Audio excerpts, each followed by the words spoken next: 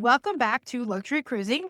I'm your host, Crystal Sodaitis, and I'm very excited to have Randy here today, who is going to tell us about his Viking river cruise in France. So, Randy, tell the audience anything you want them to know about you. My name's Randy. I'm 43 years old. I'm from Florida and I'm an executive chef. And my wife owns a salon. And we really started, our jobs have allowed us to take off and be able to travel a lot more lately. Awesome. So, how did you come to decide on this particular Viking river cruise? We had seen Viking. We knew about them. We wanted to get to the smaller cruises, a little more intimate. We really liked what they had to offer. So we called, started setting it up, and we were originally trying to go to Portugal. We stepped away for a moment to discuss, I don't know if we were going to go or not. And by the time we got back to our associate, it had already sold out. But the Viking associate we had was spot on. He noticed that my email address had the chef in it, and he suggested the Viking Châteaux, Rivers and Wine through Bordeaux and Cognac, Saint Emilion, Bordeaux, and Medoc, and jumped right on. It was perfect for us. Wow.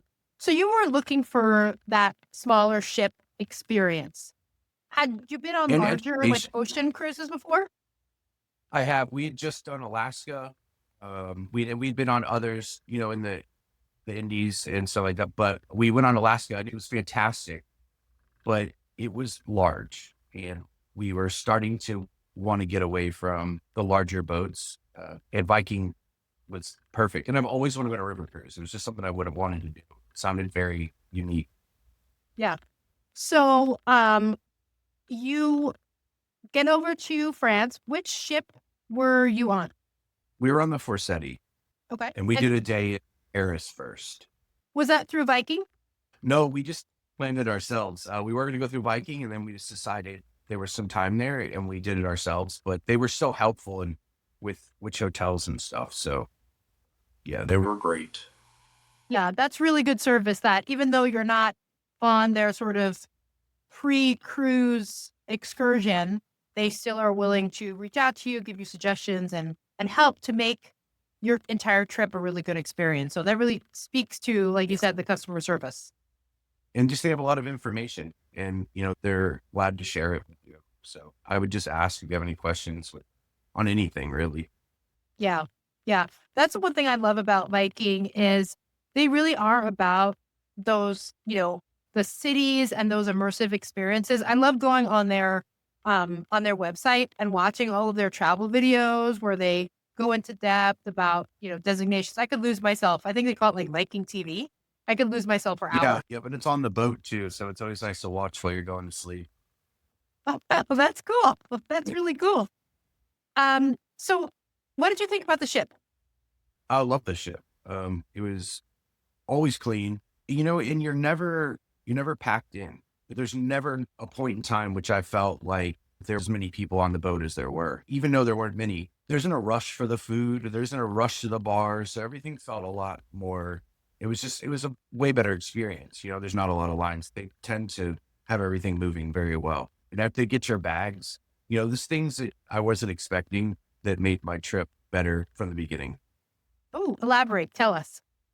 Just so our bags did get lost. We made a lot of connecting flights, and they went through so much trouble to make sure my wife got her bag. And it was, a couple of days that we didn't have it, but they were the ones, the airlines weren't really helping us. And you're overseas, so it's difficult. We're constantly calling, and they actually sent the airlines decided they were not going to send our bags to us. They actually sent someone out in their own van and went and got our bags and brought it at one of our other stops. And it was just, that level of customer service really helped our trip, because without a bag, it would have been a long trip. Yeah. Just, Yeah, really. That's and they seemed amazing. concerned, or yeah, genuinely concerned for us. And, that they like basically celebrated up front when we finally got it. And that really made us feel good. And that starts your trip off very well. You're in good Yeah. hands. Yeah. It makes them feel like they genuinely have your best interest at heart.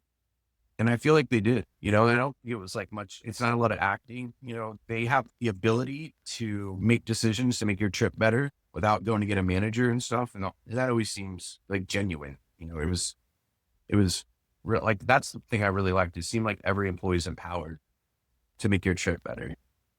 I absolutely love that. Yeah. Any other like surprise touches that you weren't expecting? From the front to back, it's surprising, they were always not in your way. And I don't mean that they would be, but like, they were always cleaning your room at the right time. They weren't ever bothering you or knocking on a door. Anything you needed seemed to be within reason. They seemed to be able to do for you. I mean, even at dining, they took care of everyone's. They were always made sure that you weren't getting something you didn't want or any allergen. Uh, they were just always there at the right time, handing out, like, you may have forgotten it was going to rain that. They were there with a umbrella for you. It was, they knew when you got on and off the boat. They get to know you very quickly. And all of it seemed genuine. It didn't seem like forced Yeah. customer service. Yeah. Yeah. That's amazing.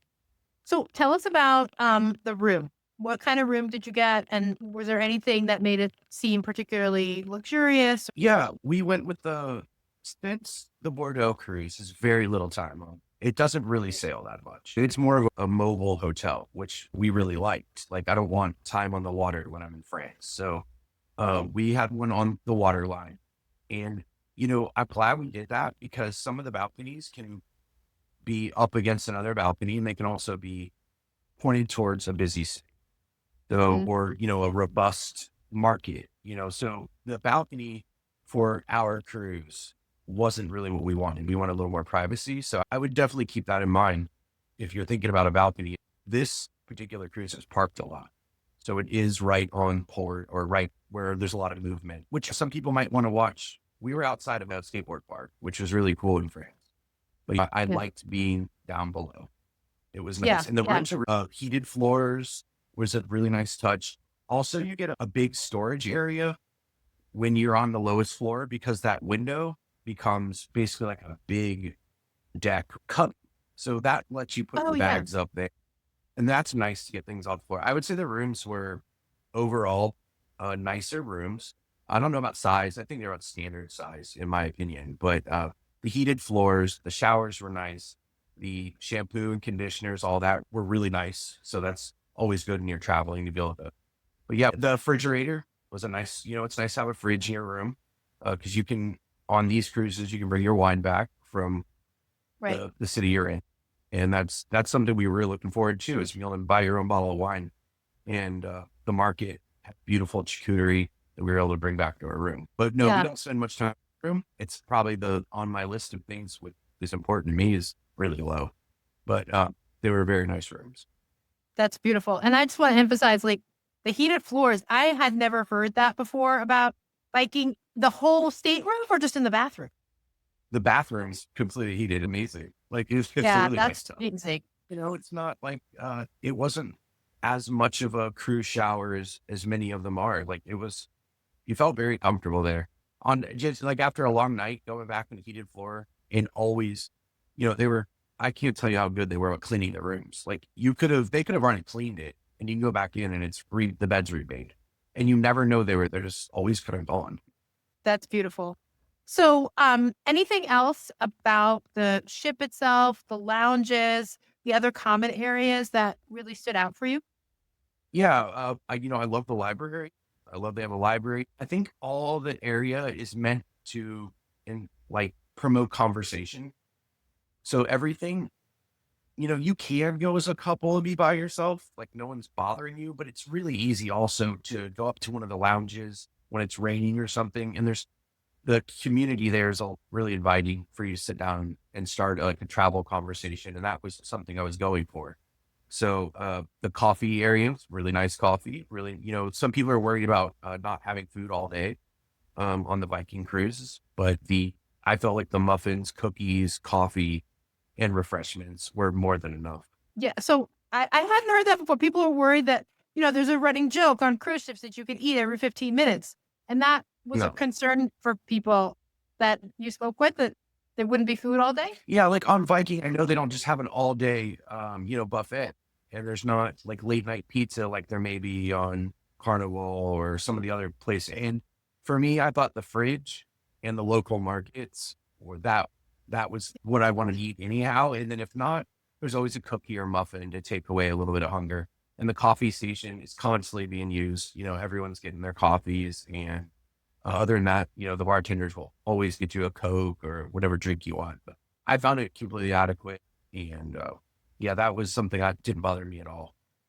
Yeah. I love that you talked about the community because you're in your early 40s. I don't know how old your wife is, but a lot of people feel that river cruising is for older people, right?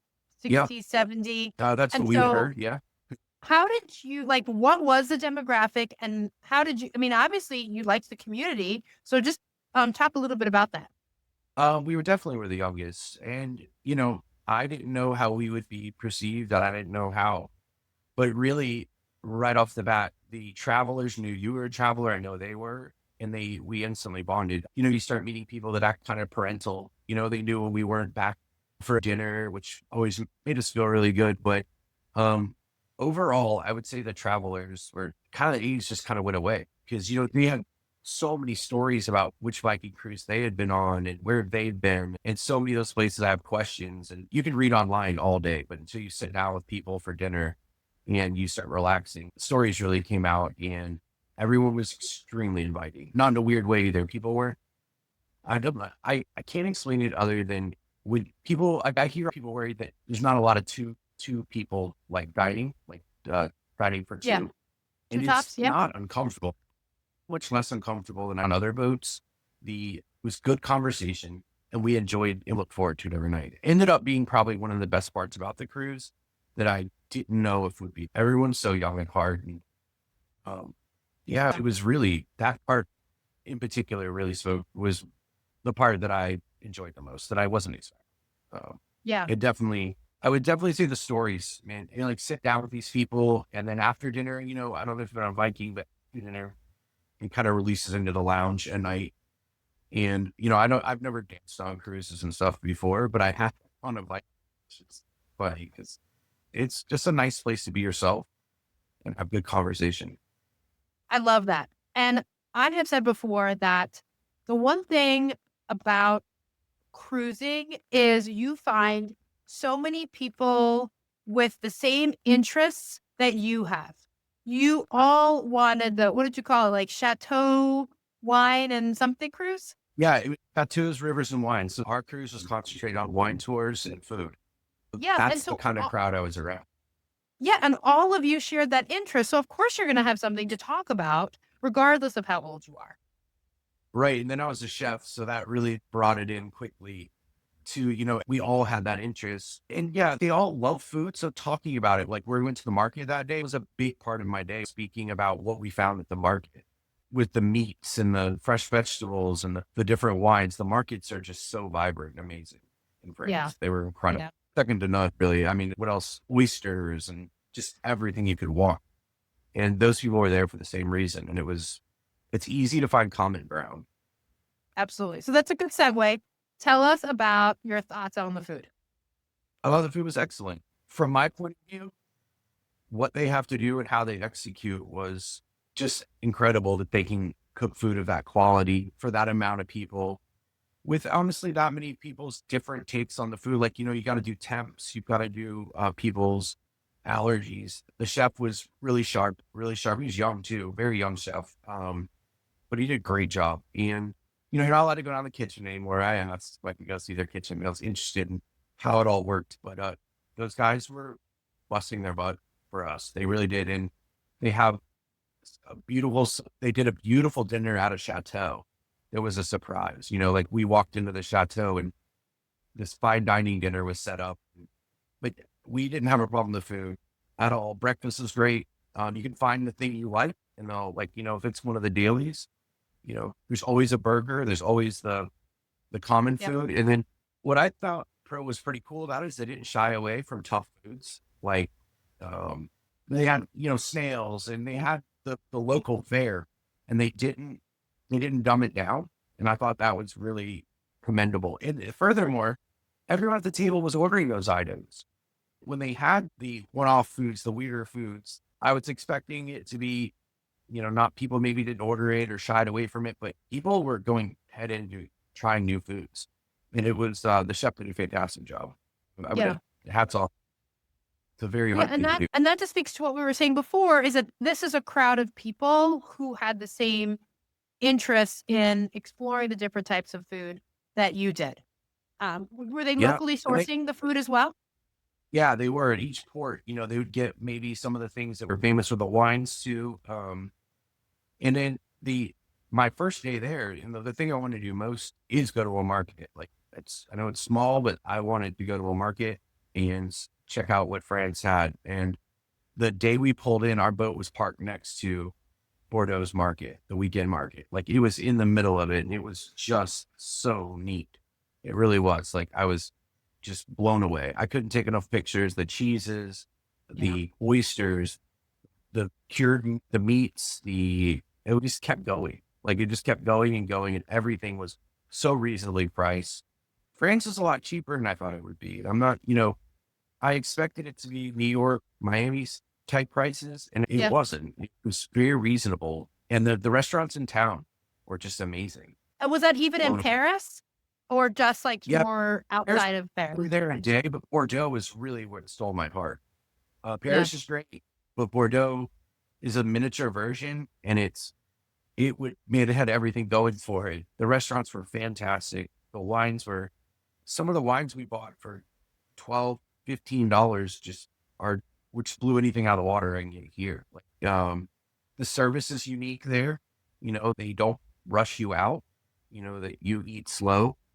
Your wine comes slow and it's your table. It's not kind of like American dining where they're like, all right, here's your bill.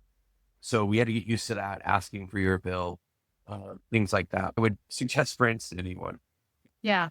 Love that. And, it's really similar to the way that you cook too, right? Because you're very much a farm to table chef. Yes.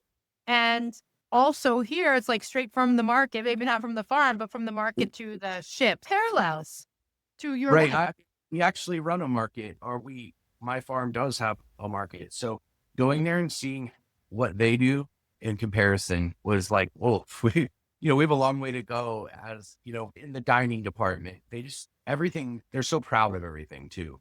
Like Yeah. even with limited English, they're very proud, some limited English, but the market, there was less English being spoken. But they know what you're talking about. They know what you're pointing to. And I got a whole other education just going. Yeah. Yeah. And I'm sure they're trying to talk to you because they can sense someone who knows the food, who understands the food. Yeah, And it's also another sort of shared language, shared interest. sure. And they're very kind about that. Like, and letting you try things. I wouldn't be afraid of any of the food there. Like, I know some of it looks different and, but I tried everything I can get my hands on and enjoyed all of it. Even at their gas stations, they have charcuterie and like fresh meat sliced. Like it was just a different world. That's something I loved about France, and I would love to see in the United States is more of that fresh food, even in convenience stores. Yeah. Yeah. Absolutely. Awesome. So did you do any of the Viking excursions? My wife did. She did one in Me- uh, Belay and Borg. I actually went to go make cognac that day. So she did. She didn't want to do the cognac tour, which is an amazing tour. She went and did a biking tour and really liked it. I think it was on this. I don't want to say anything out of line, but it was on one of those hiking trails, like one of the long trails. Yeah. So it was like paralleled it, and she really enjoyed that. And was the cognac tour also through Viking or did you? Yes, it was a cognac tour with Viking. We went to Seamus, and you went down the barrel room, hung out with the blender, and then you had a chance to blend your own bottle, which is a great experience. It really was very cool. And they said you can either take it with you, which I felt safe and I had room in my bag, so I took mine, but they'll mail it to you and you have your own blend. And then when you get home, if you drink it, you can call up Camus and they'll redo your blend. They keep it on file, so you can keep ordering it. Wow. That's Yeah, really nice. it was really cool. And we did it. Also we did a truffle tour, which was really cool too. So the truffle, we got to eat fresh truffles, see how it works, get dinner after. They did all like everything was really well done. And I don't think I would have been able to get Camus to make my own cognac without him. So Yeah. they're Yeah. really Well, and I wonder if you even can, if that was a Viking specific tour or if it's something that anybody can walk off the street and do. yeah, and even, if I showed a lot of interest in it, and so the main blender, without me paying anything extra or anything, really took me aside and let me try some of the finest cognacs they've made, which, the price in cognac is really high. So being able to taste some of those and experience it with the blender was, man, it was just amazing to me.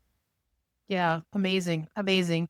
So let's take a step back from this cruise for a minute. And I would love to know, what's your definition of luxury? Um, I would say for me, it's always about maybe experiencing, tasting, things that not everyone can do, or it's not even about money. It would be being able to be there, get there. In Florida, it's maybe getting to a spring that's not well known, and no one else is there. So luxury for me would be getting to experience things that, that you could tell a story about. Maybe a lot of people don't maybe either have the opportunity to have been in a position to be able to do. It doesn't always, to me, it's definitely not attached to a dollar sign. Yeah. Did this cruise meet that definition for you? 100%. Like, if you want to put it that way, even from that side of things, there's no doubt it's a luxury.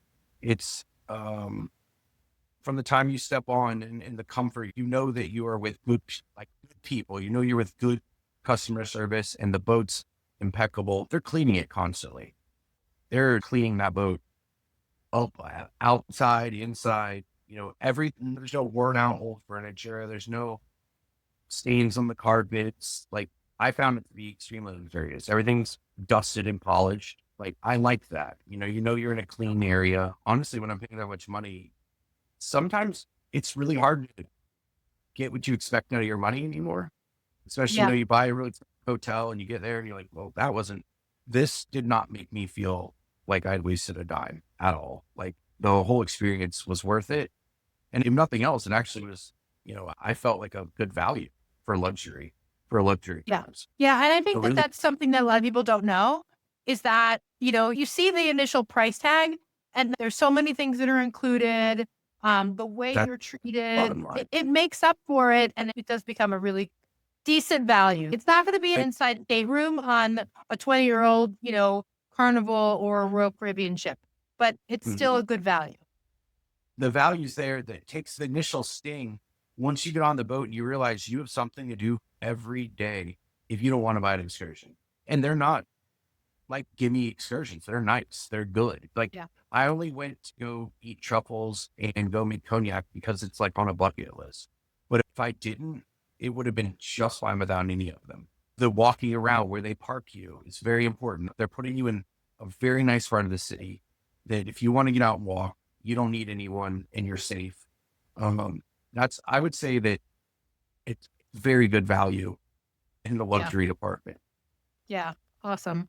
Do you have any dream cruises or luxury cruises plans Yeah, coming it's up? the Portugal.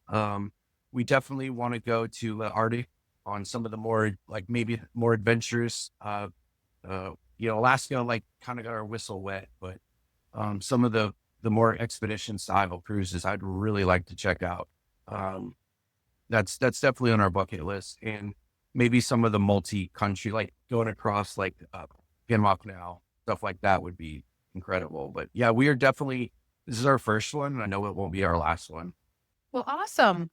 Anything else you want listeners to know about?